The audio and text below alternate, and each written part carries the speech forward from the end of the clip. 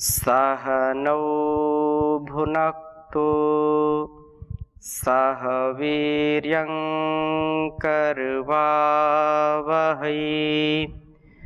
तेजस्विनावधीतमस्तु मा विद्विषावहै। ओम शांति शांति शांति। वेदोक्त वाणी व्यवहार के इस स्वाध्याय में आप सभी सुधी दर्शकों का, श्रोताओं का हृदय की गहराइयों से हार्दिक स्वागत है, अभिनंदन है। वेदों अखिलो धर्म मूलम, वेद सब सत्य विद्याओं का पुस्तक है। वेद का पढ़ना पढ़ाना, सुनना सुनाना, मनसा वाचा कर्मणा अपने स्वभाव में लाना हम सभी श्रेष्ठ जनों का, आर्यों का परम कर्तव्य है। निरंतरता पूर्वक हम स्वाध्याय कर रहे हैं, क्योंकि वेद तो ज्ञान का सागर है और हमारा जीवन दिव्य हो, भव्य हो, सुंदर हो, व्यवस्थित, मर्यादित, अनुशासित हो। हम प्रत्येक कर्म को पूजा मान के करें। हमारी एक भी चेष्टा, एक भी हमारा जो व्यवहार है वो वेद विरुद्ध ना हो, वेद के प्रतिकूल ना हो। हम वेदों के अनुकूल जीवन को जिए, ऋषि प्रोक्त वेदोक्त जीवन को जी करके अपने संपूर्ण जीवन को दिव्य बना करके इस समष्टि को भी दिव्य बनाएं। ब्रह्मचर्य आश्रम, गृहस्थ आश्रम और वानप्रस्थ आश्रम, उसके बाद संन्यास आश्रम। एक सन्यासी की वाणी का प्रभाव क्या होता है, एक सन्यासी की वाणी का जो अत्यंत ही कल्याण से सनी हुई अभिषिक्त वाणी जब वो प्रयोग करता है तो जिस परिवार में, जिस समाज में, जहाँ भी जाता है, जिस समुदाय में जाता है, उसका कल्याण हो ही जाता है।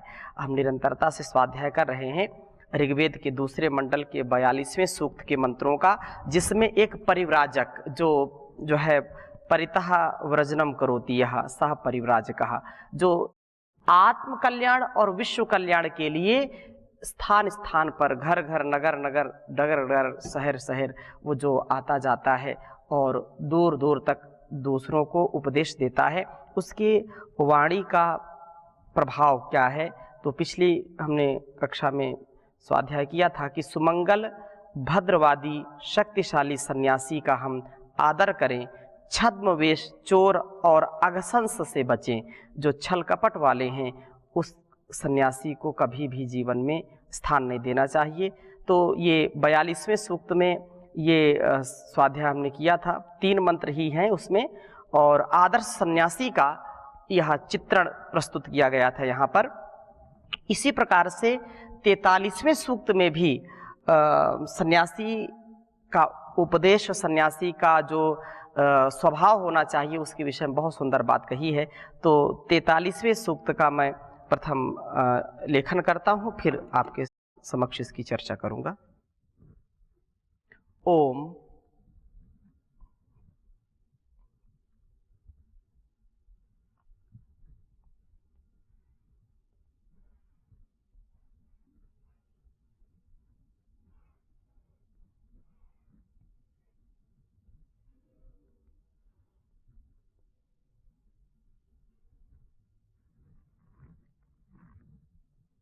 प्रदक्षिणी दभी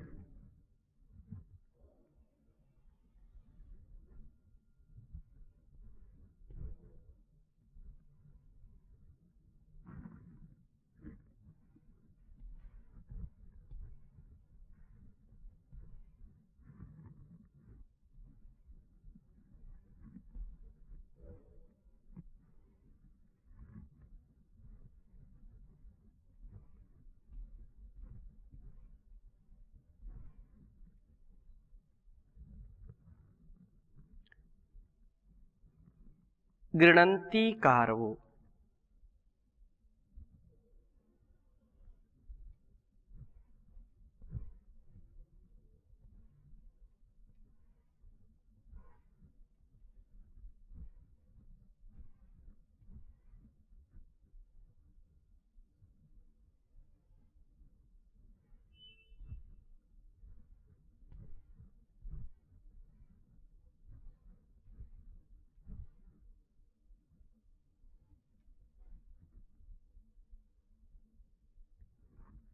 गृह्णन्ति कारवो उभयो वदन्त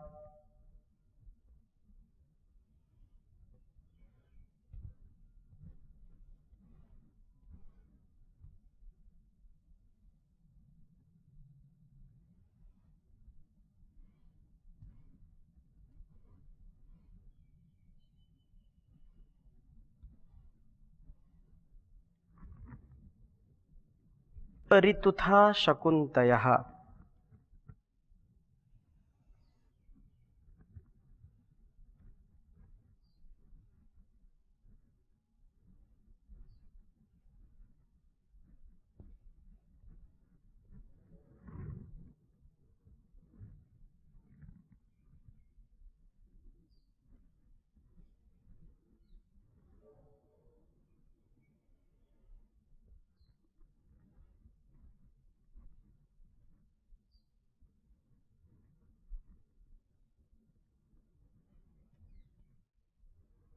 शकुन्तयः उभे वाचौ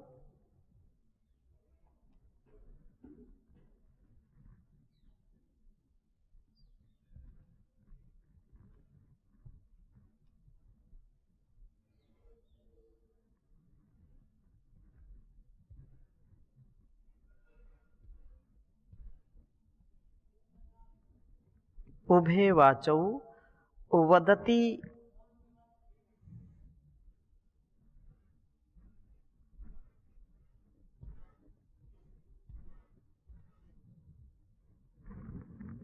सामगा इव।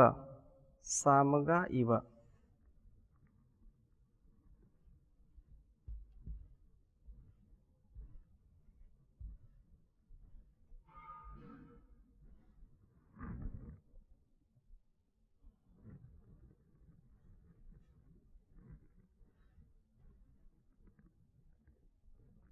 सामगा इव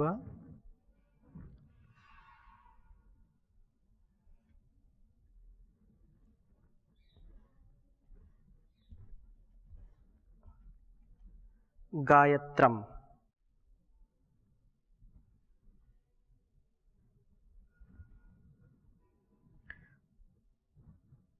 च त्रैष्टुभम्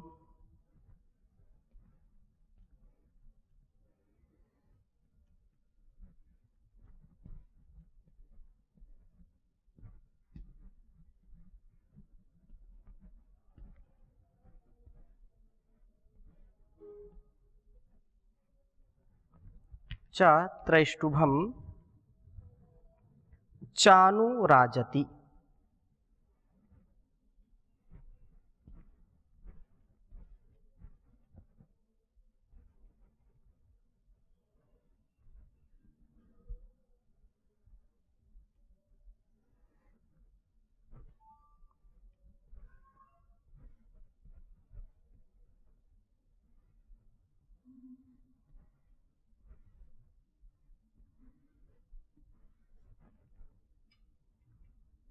ऋग्वेद के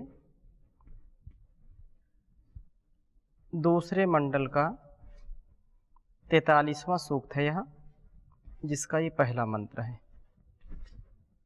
ओम प्रदक्षिणे दभि गृह्णन्ति कारवो वयो वदन्ता ऋतुथा शकुन्तयः। उभे वाचौ वदति सामगा इव गायत्रं च त्रैष्टुभं चानुराजति। बहुत ही सुंदर यह भाव प्रकट कर रहा है वेद मंत्र। इहलोक और परलोक दोनों अच्छे हों, इस जीवन को और आने वाले जो भी ईश्वर की व्यवस्था है वह भी अच्छी हो, इसके लिए कहा कि प्रदक्षिणी दभी प्रदक्षिणम एति यस्मिन् कर्मणि यथा स्यात् तथा। इस पृथ्वी की प्रदक्षिणा सी करते हुए, सर्वत्र विचरते हुए ये परिव्राजक जो सन्यासी होते हैं, उनका ये परम कर्तव्य है कि जो कुछ भी उनको माता पिता गुरु आचार्य और जो कुछ वेदों की परंपरा, वेदों के ज्ञान को जो उन्होंने अनुभव किया है, जीवन में जिया है, उस ज्ञान विज्ञान को सर्वत्र उसका प्रचार प्रसार करें और लोगों को वेदोक्त जीवन जीने के लिए प्रेरित करें। जो सन्यासी ऐसा करते हैं वो घूम घूम करके मानो कि पृथ्वी की प्रदक्षिणा कर रहे हैं, परिक्रमा कर रहे हैं। वो एक स्थान पर, एक किसी व्यक्ति विशेष, स्थान विशेष में आसक्त ना होकर के अनासक्त भाव से आत्मनो मोक्षार्थम जगत हिताय च, आत्म कल्याण से विश्व कल्याण के लिए जिनका जीवन है, ऐसे परिव्राजक विचरण करते हैं। सर्वत्र विचरते हुए परिव्राजक अभिगृणंती, प्रातः सायं प्रभु का स्तवन करते हैं। कारवः, अपने कार्य द्वारा प्रभु स्तवन करने वाले। शकुंतयः, शक्तिशाली सशक्त शरीर वाले ये सन्यासी ऋतु था। ऋतु के अनुसार वयः वदंता, कहा कि अंत की सूचना देते हुए आगे बढ़ते हैं। सब लोगों को उनके जीवन में कैसे वो प्रगति करें, उनका आचरण कैसे शुद्ध हो, खान पान रहन सहन जीवन जीने की कला सिखाते हैं। सबको ऐसी वाणी बोलते हैं, ऐसी जो है बातें बताते हैं, ऐसा उपदेश करते हैं जिससे घर परिवार सुख और शांति का, यश और कीर्ति का आधान कर पाता है, जीवन की समस्याओं का समाधान कर पाता है। ऐसे गृहस्थी जो एक समर्थ गुरु, एक समर्थ सन्यासी, एक समर्थ परिव्राजक विद्वान का आतिथ्य करके धन्य हो जाते हैं और वे कभी भी पथभ्रष्ट नहीं होते। ये हमारी ऋषियों की परंपरा है कि जब धीर वीर गंभीर और आत्म कल्याण विश्व कल्याण की भावना से ओतप्रोत जो सदा ही विचरण करता है, लोकहित के लिए जिसने जीवन लगाया है, उसका आदर करना। और वो अपना परम सौभाग्य मानते थे जिनके घर में कोई सन्यासी, कोई परिव्राजक जाता था। आज की जो परिस्थितियां हैं ये बहुत बड़ा कुचक्र है और सन्यास परंपरा को धूमिल करने का, उसको कलंकित करने का बड़ा कुचक्र लोग रच रहे हैं। सन्यासी के वेश में, साधु के वेश में चोर उचक्कों ने स्थान ले लिया है और वो यदि किसी के घर जाते भी हैं तो वहाँ कोई ना कोई घटना कर देते हैं जिससे लोग जो अच्छे और सच्चे सन्यासी हैं, परिव्राजक हैं, जो विद्वान हैं, उनका भी लोग सम्मान नहीं करते हैं। ये हमारी संस्कृति, हमारी सनातन परंपरा को कलंकित करने का बहुत बड़ा कुचक्र है। इसको हमको समझना चाहिए और जो वास्तव में सन्यास की परंपरा में जी रहे हैं उनको ये जो कल्याणी वेदवाणी का उपदेश है उसको आत्मसात करना चाहिए, वैसा ही जीवन जीना चाहिए। तो कहा कि वो जो है जीवन के रहस्य को घर परिवार में, समाज में जा जा करके बताते हैं। हमारा कैसा आचरण होना चाहिए, कैसा हमारा खान पान होना चाहिए, ऐसी वाणी बोलते हैं। ऐसा वो एक भी शब्द निरर्थक नहीं बोलते, सार्थक शब्द बोलते हैं और सचेत रहने के लिए, सावधान सजग रहने के लिए उनको प्रेरित करते हैं। स्वास्थ्य के प्रति और अपने कर्तव्य के प्रति उनको प्रेरित करते हैं। वास्तव में ऋतुचर्या कैसी होनी चाहिए उसके विषय में ऋतु था, ऋतु के अनुसार वो और देश काल परिस्थिति के अनुसार उनको उपदेश करते हैं और वैसा ही वो जीवन जिए, ऐसी प्रेरणा करते हैं।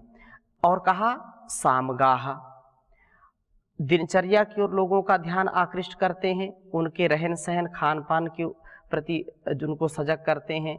और सामगाह, साम गान करने वाले, इव जैसे गायत्रम त्रैष्टुभम चा, गायत्र और त्रैष्टुभ दोनों सामों का गान करता है, उसी प्रकार जो है उभे वाचो, दोनों वाणियों को वदति बोलता है।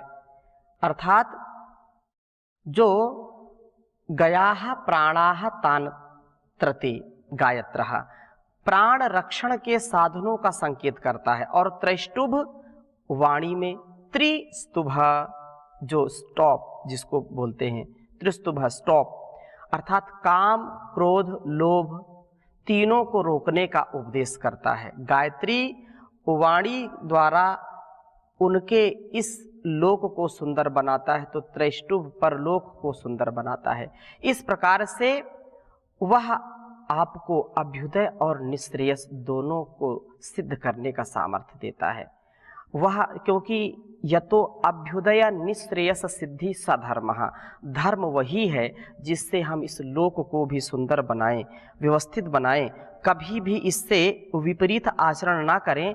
ऐसा ही यहाँ पर उपदेश दिया है वेद का। ये जो एक परिव्राजक का उपकार, जो घर परिवार को, संसार को जो है भवपार ले जाता है, उद्धार कर देता है, सुधार कर देता है।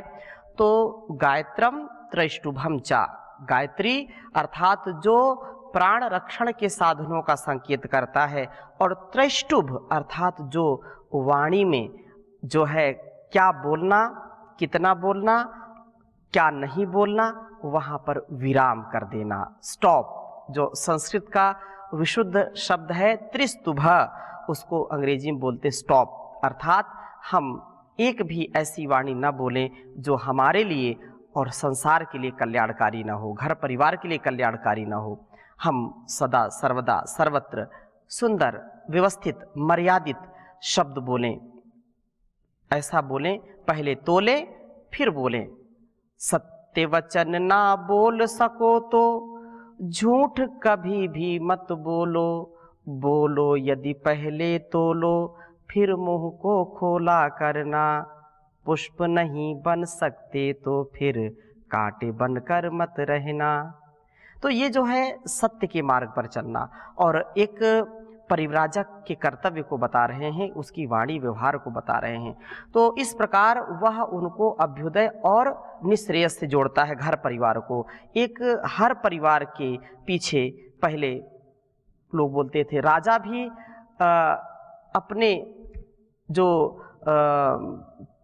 ऋषि होते थे, जो आचार्य होते थे, उन्हीं की आज्ञा का पालन करके राजपाट चलाते थे। घर परिवार भी बिना राजपुरोहित के या एक विद्वान आचार्य के बिना वो कुछ कार्य नहीं करते थे। अब आज की परिस्थिति में लोगों ने इसको संकीर्ण बना दिया, राजपुरोहित भी उपरहित हो गए, वो स्वार्थ की और जो है लोभ की वृत्ति वाले हो गए। तो इसलिए घर परिवार में कोई दिशा और दशा बताने वाला नहीं रहा, लोगों का विश्वास उठ गया। वो जो विशुद्ध प्रणाली थी, विशुद्ध जो एक चर्या थी कि हर दिन आचार्य का जो मंतव्य है, जो कर्तव्य है, जो गंतव्य है, उसी के अनुसार जीवन जीते थे। लेकिन आज आचार्य ही भटके हुए हैं, सन्यासी बन गए हैं, लेकिन सन्यास का, परिव्राजक का अर्थ ही नहीं पता, अनर्थ करते हैं, तो लोगों का विश्वास उठ जाता है। वेद का ये आदेश है कि उनका जीवन कैसा होना चाहिए। तो इस उपदेश को देता हुआ वह अनुराजति, अनुरागान करोति, उन्हें इन मार्गों पर चलने के लिए अनुराग वाला करता है, सत्य के मार्ग पर। हर परिवार में एक आचार्य, एक सन्यासी, एक परिव्राजक जो उसके घर परिवार को स्वर्ग बना देता था। इसीलिए कहा अतिथि देवो भव, आचार्य देवो भव कहा, उनका सत्कार होता था। और वो भी उसको निस्वार्थ भाव से, कल्याण की भावना से उनको उपदेश करते थे। तो इस लोक को भी और परलोक को भी, दोनों लोकों को आचार्य ठीक करता है। और केवल परलोक का उपदेश लोगों को आकृष्ट नहीं कर पाता, वह उन्हें अक्रियात्मक सा प्रतीत होता है, और केवल इस लोक का उपदेश संसार संबंध होने से तुच्छ सा लगने लगता है। इसलिए हम वेदोक्त वाणी व्यवहार का जीवन में प्रयोग करें, और इस लोक को भी और परलोक को भी, क्योंकि जब ये लोक ठीक नहीं होगा तो परलोक क्या ठीक होगा, कभी ठीक नहीं हो सकता है। इसलिए दोनों लोकों का कल्याण करना है। सन्यासी ऋतु के अनुसार दिनचर्या का उपदेश दे, इहलोक और परलोक के सुधार का समन्वय करता हुआ दोनों लोकों के मार्ग के प्रति अनुराग कराने वाला होना चाहिए। अर्थात अपने ज्ञान विज्ञान से, अपने अनुभव से उस परिवार को, उस समाज को, उसको ऊंचा उठाने का प्रयत्न करना चाहिए, स्वार्थ में नहीं जाना चाहिए। और बहुत सुंदर बात कही है दूसरे मंत्र में भी कि हे शकुने शक्ति संपन्न सन्यासिन तू उद्गाता इव, जैसे ऋत्विज की भांति साम गायसी, साम का गान करता है, उपासना आदि जो है मंत्रों का उच्चारण करता हुआ तो उद्गाता की तरह प्रतीत होता है। प्रातः सायं प्रभु की उपासना के साथ तो यज्ञों को करने वाला हो, वो ऐसा दूसरों को भी उपदेश करने वाला हो। ब्रह्मपुत्र इव ब्रह्मा के समान तू सवनेशु संससी, तू जो है सुप्रेरणे प्रेरणात्मक यज्ञों में लोगों को उपदेश करता रहा। ब्रह्मा के समान तो सवनेशु अर्थात जैसे वो दूसरों को प्रेरित करता है, प्रेरणा देता, वैसा करना। ब्रह्मा चुप बैठा रहता है और कुछ विकृति होने पर उस ऋत्विज को ठीक ठीक करने के लिए संकेत करता है। इसी प्रकार सन्यासी लोगों को ठीक मार्ग पर उपदेश करता है, लोगों को ठीक मार्ग पर चलाता है। सन्यासी का यही कर्तव्य है कि जब लोग पथभ्रष्ट हों, जब लोग दिशाहीन हो जाएं, तो वो दिशा दे। ये भारतवर्ष सदा से ही ऋषि मुनियों के मार्ग पर चलता रहा है, लेकिन जब लोग इससे विमुख हो गए तो दुख, कष्ट और क्लेश, आदि और व्याधि सताने लगी है। हम इस पथ के अनुगामी हों। आगे कहा कि वृषा इव वाजी, जैसे एक बैल के समान शक्तिशाली होता है, शक्ति संपन्न बने बिना इसने कार्य भी क्या करना। हे शकुने, शक्तिशाली सन्यासिन, तो शिशुमति अपि इत्या, संतानों वाली इन प्रजाओं अर्थात गृहस्थों की ओर आकर के सर्वतः न भद्रम, सब ओर से हमारे कल्याण करने वाले वचनों को आवाद प्रतिपादित करने वाला हो। तेरी वाणी, हे सन्यासिन, तेरी वाणी हमारे घर परिवार को, गृहस्थ को, हमारी संतानों को उत्कृष्ट जीवन जीने की कला सिखाए। ऐसी वाणी आप बोलिए। आवाद कहा, ऐसी वाणी कहिए जो पुण्यशाली हो और कल्याण की बात हमारे जीवन में आए। और आप ऐसा उपदेश दीजिए कि बाह्य दृष्टिकोण से भी हमारा कल्याण हो और अंदर के दृष्टिकोण से भी हमारा कल्याण हो। हम घर परिवार को, संसार को उन्नत बनाएं। सन्यासी उद्गाता के समान प्रभु के स्तोत्रों का गायन करता है और ब्रह्मा के समान लोगों को प्रेरणा देता है। इस सूक्त का अर्थात ये दूसरे मंडल के 43वें सूक्त का अंतिम जो मंत्र है, यहाँ भी बहुत सुंदर बात कही है द्वितीय मंडल का, और ये 43वें सूक्त का बहुत सुंदर कहा। सुमति की कामना, हे शकुने, सशक्त शरीर वाले सन्यासिन, चारों ओर उपदेश देता हुआ तू भद्रम आवाद, कल्याण का ही उपदेश कर, और उपासना में चुपचाप शांत बैठा हुआ भी तू ना हमारे लिए सुमति कल्याणी मति की जो है कामना करता रहा। सबको शुभ बुद्धि ही प्राप्त हो, ऐसी कामना हो, ऐसी आराधना, तेरी साधना ऐसी हो जैसे हमारे यहाँ जो हिमालय पर्वत है, अनेक ऋषि मुनि तपस्या करते हैं, लेकिन उनकी तपस्या दूर देश में या हजारों हजारों किलोमीटर की उनकी जो रेंज है, उनका जो आभा, उनका जो ओज है, उनका जो उनकी तरंगे हैं, वो लोगों को जो है दुखों से उभारती हैं। लोगों को दूर ही बैठा व्यक्ति, दूर ही बैठा सन्यासी लोगों को ऐसी प्रेरणा देता है, उनके शुभ के लिए, कल्याण के लिए सदा याचना करता है और उनके जीवन में कल्याण आ जाता है। ऐसी कामना करनी चाहिए। सन्यासी ने कभी किसी के अशुभ की कामना नहीं करनी है। यद तू उत्पन्न उत्कृष्ट मार्ग पर चलता हुआ होता है तो ऐसे वदस्य उपदेश देता, यथा जैसे कर ही वाद्य विशेष, जैसे वीणा से मधुर ही स्वर निकलता है, इस प्रकार तू मधुर ही बोलता है। तेरे संपर्क में विदथे जान यज्ञों में बैठे हुए हम भी सुवीरा, काम आदि शत्रुओं को कंपित करके दूर करने वाले वीर बन करके बृहद वदेमा खूब ही जान की बातों का प्रतिपादन करें। परस्पर दिनचर्या, जानचर्या हमारी अच्छी हो, ऐसे हम बने। सन्यासी कल्याण का उपदेश करे और सबके लिए शुभ बुद्धि की कामना करे। उपदेश मधुर ही हो, कभी भी कर्कश ना हो, कठोर ना हो, और गृहस्थी भी उनकी वाणी को सुनकर के उनको आत्मसात करे। जैसे वीणा से कभी भी कर्कश स्वर नहीं निकलते, वीणा कैसे भी बजाओ अच्छी लगती है, मधुर लगती है, ऐसे ही वाणी जो सन्यासी की वाणी है वो सदा कुछ भी बोले उसकी वाणी से अच्छा लगता है, और सन्यासी को भी ऐसे ही वाणी का सदा उपयोग उपभोग करते हुए संसार का जो है कल्याण करना चाहिए। तो आगे और हम चर्चा करेंगे, बहुत ही सुंदर चर्चा है। अभी यहीं पर विराम देते हैं। ओम शांति शांति शांति।